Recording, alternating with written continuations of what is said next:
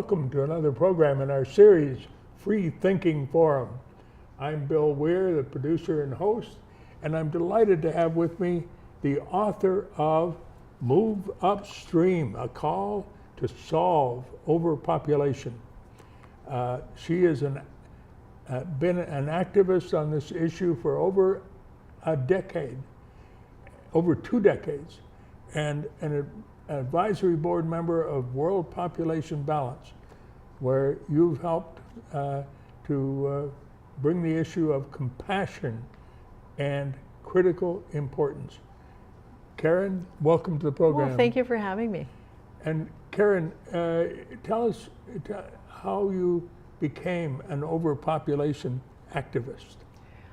I just like to be successful. And I had been a peace activist, and that's not doing so well.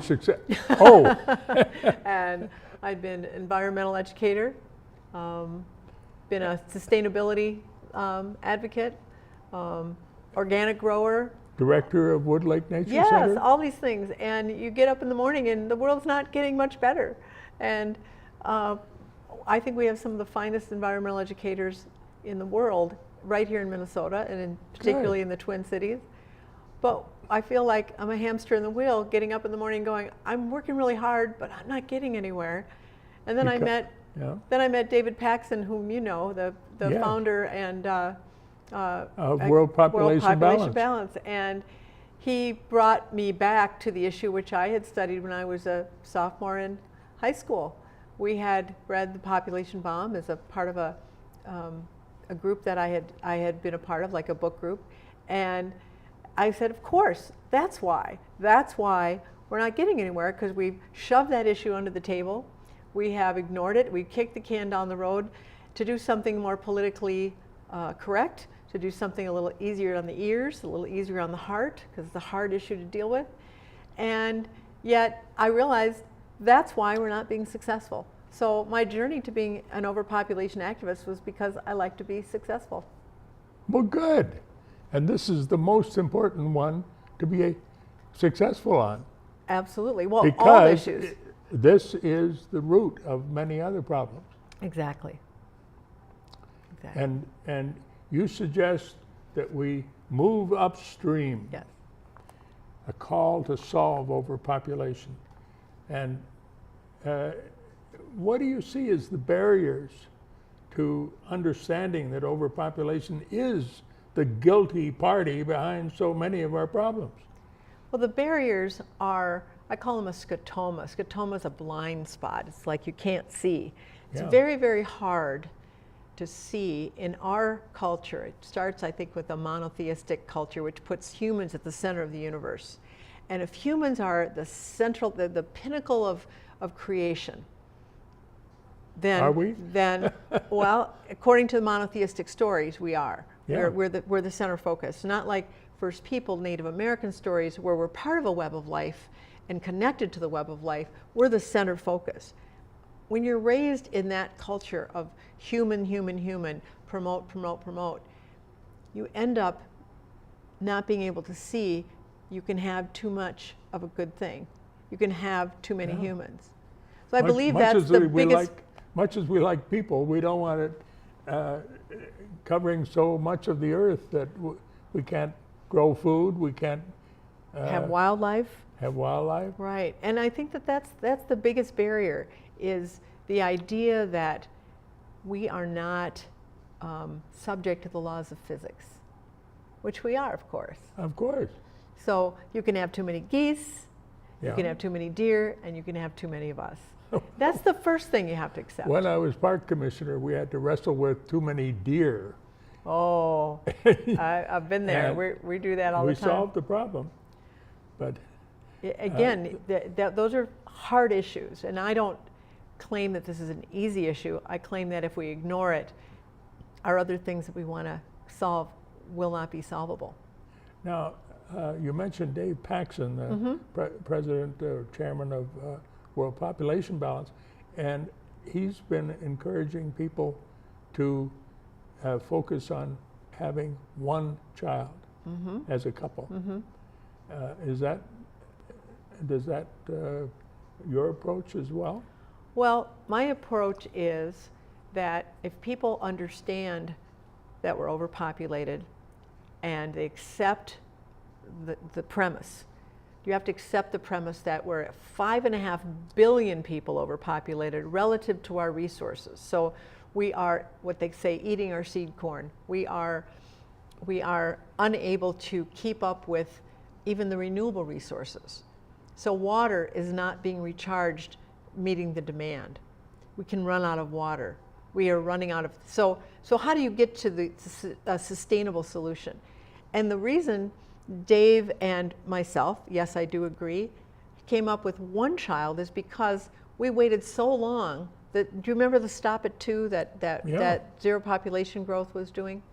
Well, when you have 2 children now, if you said, okay, everyone's going to stop at 2, which would be a tremendously challenging thing to accomplish, I understand, we still go to 9 billion. And the reason we still go to 9 billion is because of the population bubble. There are so many countries in the developing world where the median age is about 15. Our median age is in the 60s. So in other words, they haven't reached reproductive age yet. So if you stop at 2, the mathematicians, and I'm not a mathematician, but they show that we will still go to 9 billion. The only thing that starts the curve going down toward a more sustainable is to stop at 1 child, and then 1 child, and then it starts to go down. And the reason you want it to go down is to reduce misery and suffering, and that's where the compassion comes in. Yes, we will have misery and suffering. And we already do. Yeah, it's spreading. And it's spreading because we're running out of resources. There are not unlimited resources on this planet. I used to have a button that said, do you really believe in the unlimited possibilities of limited resources? No. And no. But a lot of people do. Yeah. A lot of people do. And what is there more to the strategy of overcoming those barriers? Well, I wish I had the magic bullet to answer that question. But I think we have to be relentless in our pursuit of the full truth. Relentless in the pursuit of the whole truth about population. About anything. Yes. I mean, about anything. I mean, let's just look at an example about smoking. There are people that benefit when others smoke. The reason they gave free cigarettes to soldiers in World War II is they would hope they come back and be addicted to their product. Mm-hmm. And they made billions on that addiction. And so when the word came out that smoking's bad for you, we had to come up with some solutions. So one of our solutions, if you might remember this, was to have just smoking in the back of a plane. Do you remember that? I remember that. Did that work? No, because we didn't know the full truth, or we hadn't been taught the full truth, that secondhand smoke is deadly as well. Once we knew the full truth, now you can get arrested for playing with the little smoke detectors on the bathrooms in the airplane. And you can't smoke in the bathroom. That's right. But I mean, if you even mess with them, it's a federal offense. Yeah. So we have tightened up the rules, and the rules have followed the data and the research. So if you tell the full truth, if you're relentless, if someone says to me, you should put LED lighting and everything, and I'll say, that's good, not everything. And you can't stop the story there. And we've been stopping the story on the consumption side for just far too long. So there are mistakes made by many people. Do they include your colleagues in other population groups? I have a chapter called Herding Cats. And herding cats, like, population groups to the rescue, that's right, mark. That's right. Some groups won't use the word overpopulation. I think that's a very important word to use, because population growth, we're still growing by 83 million people a year. That's net gain, births minus deaths. But if you focus on the growth, or say growth, then if you stop growing, you'd think you'd solve the problem. Again, that's only half the problem, or not even half of it, because if you're already 5.5 billion people overpopulated, and that depends on what level people want to live at. So if you want to live like a European, we could stop at 2 billion. If you want to live like American, we're going to have to go down to maybe 1 billion. I know somebody who thinks we can only live at 50 million people if we want to live here. So you mean if the world population were to live at European level of quality of life, right, we could only have 2 billion about people. 2 to 3 billion, but that doesn't leave any room for wildlife. So it's all conditional to what kind of world. For wildlife. Exactly. How much room do you want? And now we have to deal with all the climate change that we have. And the Earth doesn't care what you and I put in, how much we drive, or what our diet is. It cares what the collective is. So we could be the most pure. We could have ridden bikes here. We could have made sure we had a vegan diet and we ate locally and just were pure with solar power and everything. Wouldn't have made a drop of difference because today we added 200,000 people to the planet. And they're all going to need to burn energy because we live in a modern world. 200,000 people per day. In one day. Each day. It's about 1 million people every 4.5 days are added to our planet. 1 million every 4.5 days. Wow. Mm-hmm.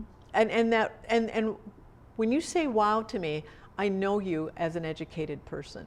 I know you to be concerned about social justice issues but why is that statistic such a surprise in a world where we know that statistic? We have it.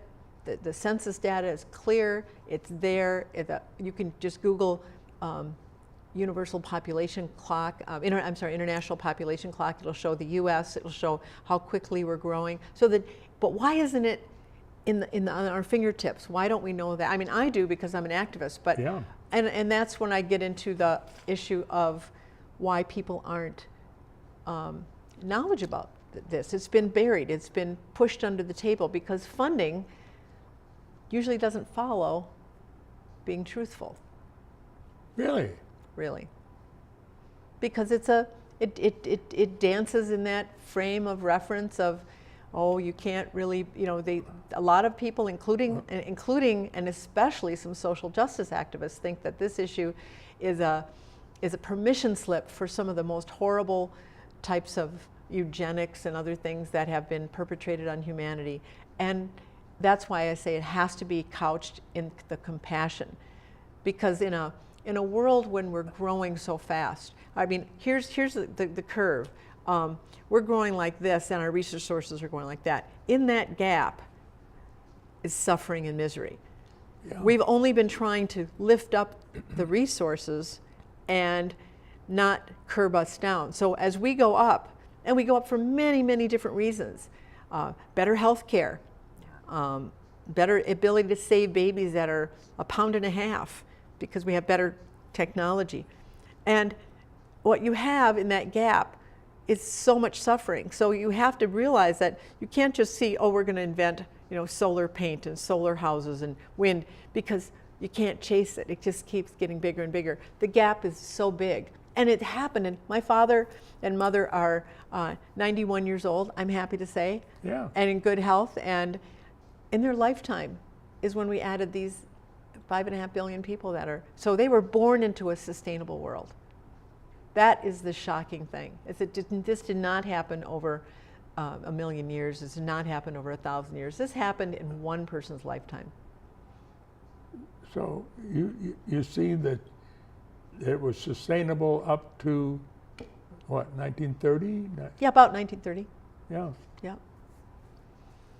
And then America experienced, well, many people experienced a depression, and much of that was that caused by overpopulation at that point?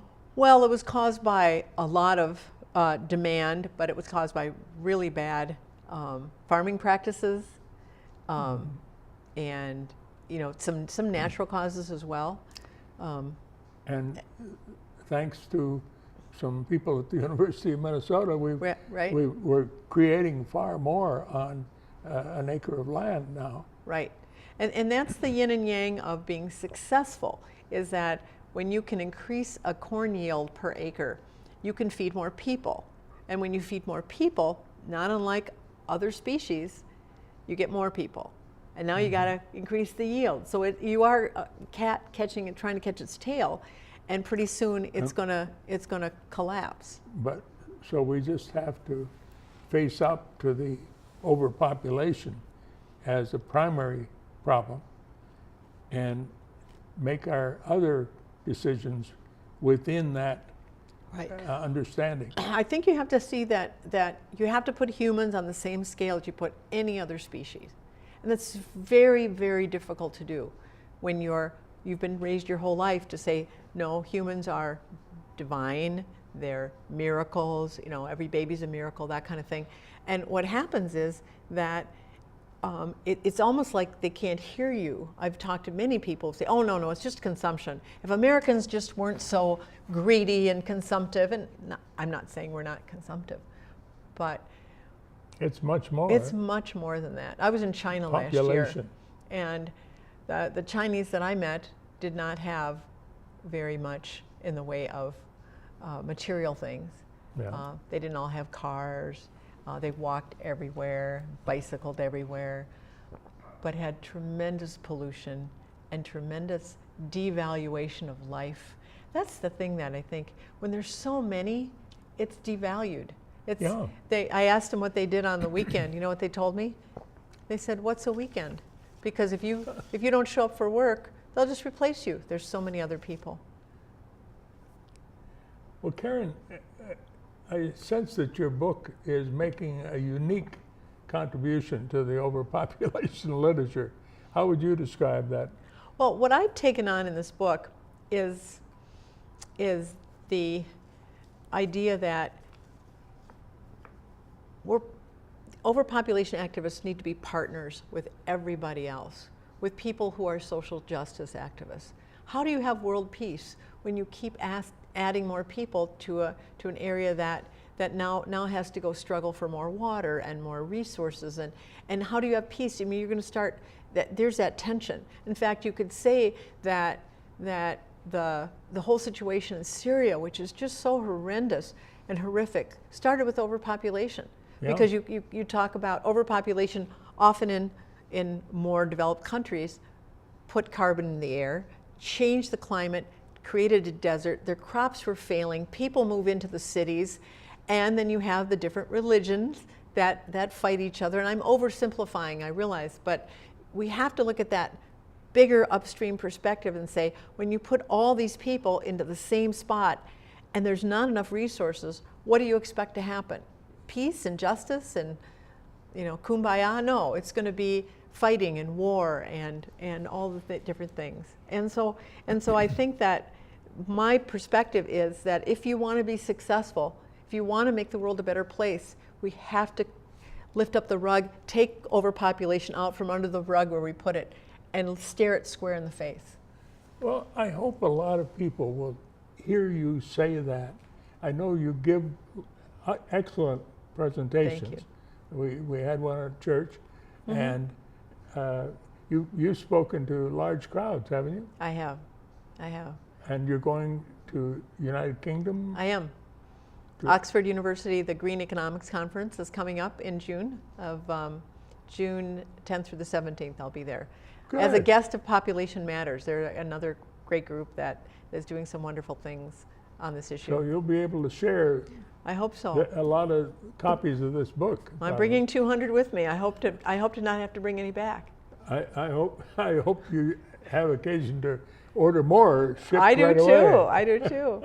I do too. You need to be interviewed also by more people than me. Who are some of the people that? Oh, I have a bucket list. Of course, you're on the top of my list. Oh, but underneath that is Rachel Maddow. Oh yes, Bill Maher. I'm a huge fan of Bill Maher. Bill, if you're out there, I love you. You're great. Trevor Noah. I would love to be interviewed by, but anybody really. I think that it's an issue that just can't just even get on one show though. That's the thing that I realize. You can't just talk about it on Thursday and then on Monday you're talking about something else. I think if we really want, we should have that population clock on the nightly news. Do you know how they run that horrible ticker tape that gives you a headache when you go like this? That should be, guess what? We added this many people. And how do you expect the world to get better? So getting the numbers out there, making people realize how important this issue is to the future and to that child that they want to have. Do you really want to bring them into a world where we're going to start running out of everything? No. I think it's a kind thing not to do it. Suppose you got a grant for several $1 million. Okay. How would you spend it? Let's see. Get my nails done. No. Don't get my nails done. I would spend it on, I'd like to turn my book into a film, a documentary film. Oh, yes. With a little bit of humor in it. Yeah. You know, kind of like I woke up and they have to do the ice bucket challenge. I'm in a hamster wheel going round and round. I want to prove in my movie that I'm not a brave person because people think I'm so brave. I said, I'm not a brave. In the movie, I would, with this money I would maybe show me trying to grab someone who's ready to fall off a cliff. To me, it's a very visceral thing. I want to help you. It's not like I'm just so brave. I'm putting on my cape and I'm going to go save, the world. I see people suffering and I want it to stop. So I would produce the film, but I also have an idea that I'd like to develop a video game on the concept. Good idea. Because somebody tuned in knowing how to make video games. How do they contact you? Wood Lake Nature Center? Sure. ecoyenta@aol.com. I'll give him my phone number. But basically, I think that this video game would be like, it was on NPR the other day, that they've made a game on Middle East peace. And the key of the game was that you had to be a Palestinian one day, and the next day you had to be the Israeli.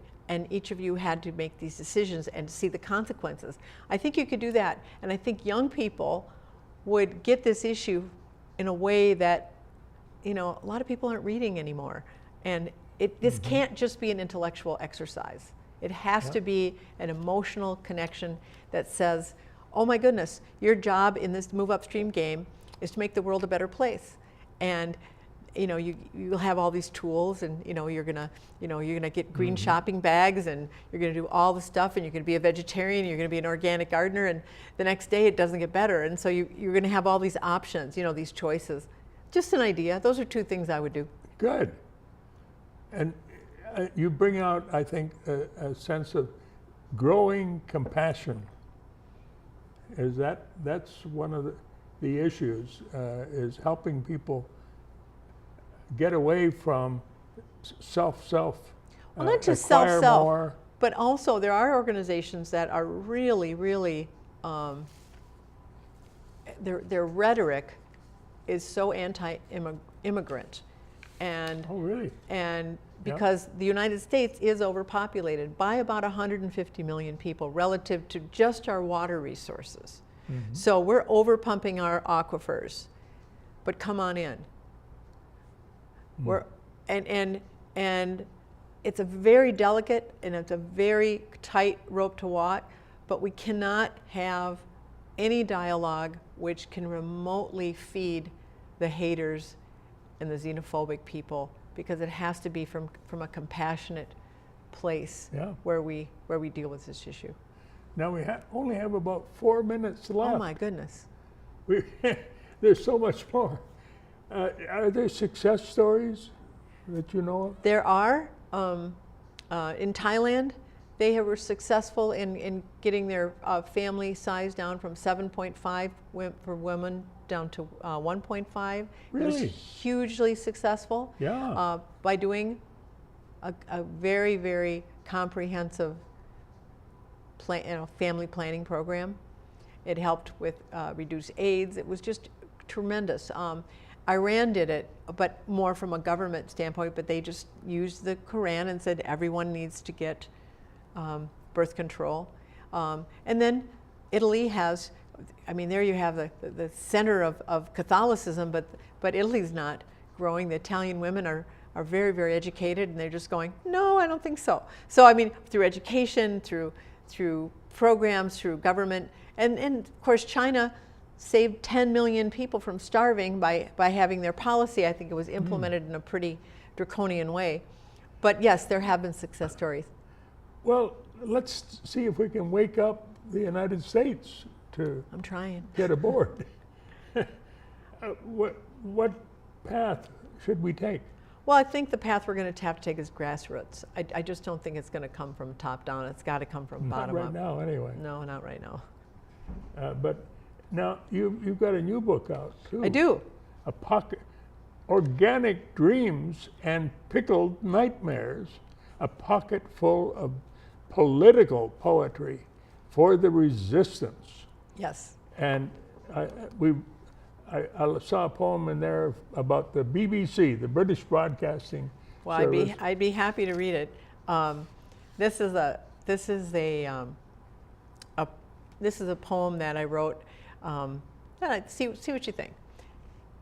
Are you ready? Ready. BBC Earth. I tune into your channel and escape into the beauty of wildlife your lucky photographers bring into my living room at such little cost. The greatest entertainment value. I learn so much without ever having to pack a suitcase.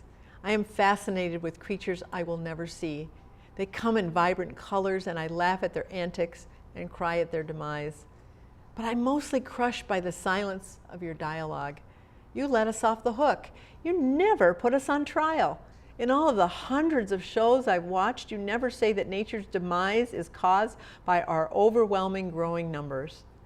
Once you can count the numbers left of formerly legendary creatures, you must stop relying on euphemisms that gives shelter to the blame. Shrinking habitat, overexploitation, when it really means we have overextended our welcome. Overpopulation is the true culprit. Why is that so hard to say? Beautiful, important political poetry. I hope so. So, do you have any hope that, well, we've got less than a minute. What would you like to end up on? I'd like to end up on that we don't have to talk about hope, we have to talk about truth. Yes. And we have to talk about seeking truth, because I think we have to stop listening to just one channel and start seeking out other ways of educating ourselves. There's quite a lot of information out there, but we have to be critical thinkers. We have to be free thinkers. Yes. We have to be free thinkers. I have some hope that some kind of technology will help us, but well, we'll have to talk about that another time. Next time. Okay. Thank you so much. Thank you so much for this introduction to overpopulation crisis that we're in. Thank you. Thank you for listening.